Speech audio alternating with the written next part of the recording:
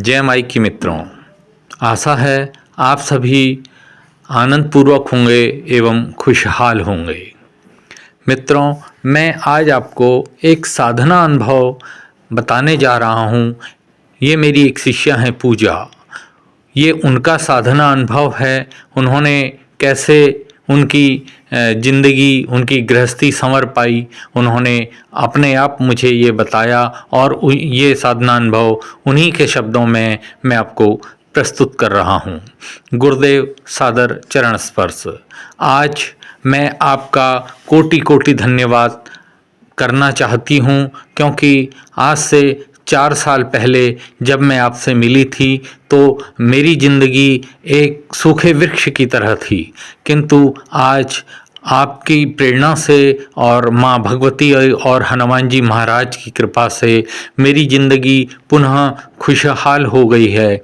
आज मैं, मेरे बच्चे, मेरा परिवार सब खुशहाल हैं और समृद्धिपूर्वक अपना जीवन यापन कर रहे हैं। गुरुदेव, आज से 4 साल पहले जब मैं आपसे मिली थी तो उस समय मैं अत्यधिक परेशान थी और आपने जिस प्रकार मेरा मार्गदर्शन किया और जिस प्रकार से मुझे सहारा दिया उसका मैं शब्दों में बखान नहीं कर सकती, लेकिन हृदय से एक धन्यवाद आपके लिए निकलता है और भगवती की कृपा मैंने साक्षात देखी है।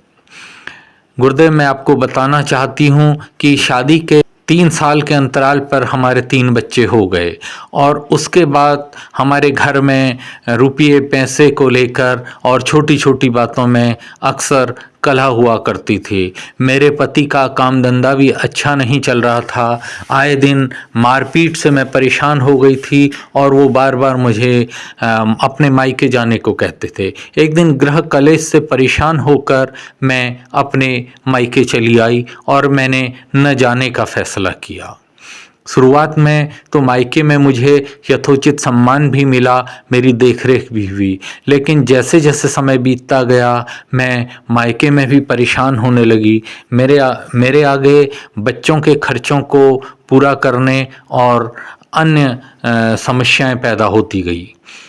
मैं अक्सर परेशान रहने लगी। इसके कारण मैं इधर उधर कभी हॉस्पिटल्स में और कभी मार्केटिंग की जॉब भी करने लगी, लेकिन आज का समाज एक अकेली महिला को बड़ी गलत नज़रों से देखता है और अकेली महिला का इसमें रहना बड़ा दुश्वार है। ये मैंने उस दौरान महसूस भी किया, किंतु तभी मुझे आप मिले और आपने मुझे मार्गदर्शन दिया और आपके मार्गदर्शन में मैंने हनुमान जी महाराज की साधना की और आपने मेरी बेटी को भी माँ का एक मंत्र दिया और आपने उसको नियमित रूप से करने को कहा।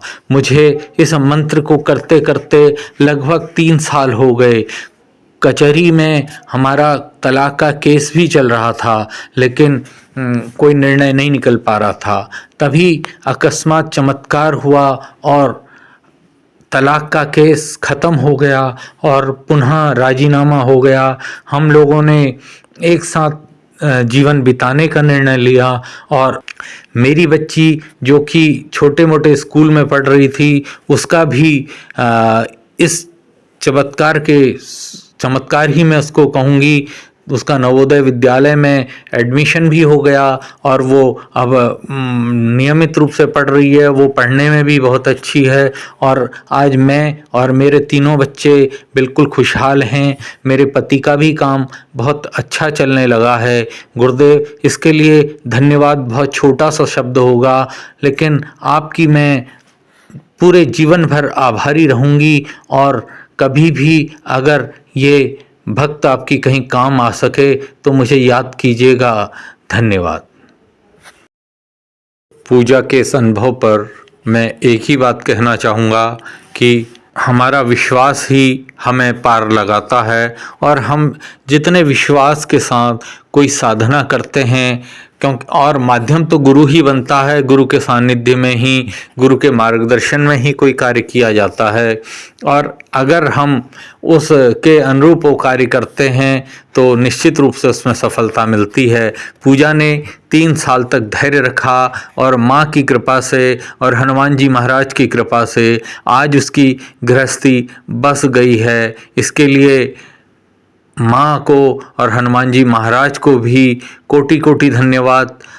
हम तो मनुष्य हैं, देखिए हम तो केवल क्या कर सकते हैं, हम तो केवल अपने भाव ही वहाँ पर व्यक्त कर सकते हैं और जो भाव है उसको श्रद्धा में पिरोकर हम उनके समक्ष अर्पित कर सकते हैं।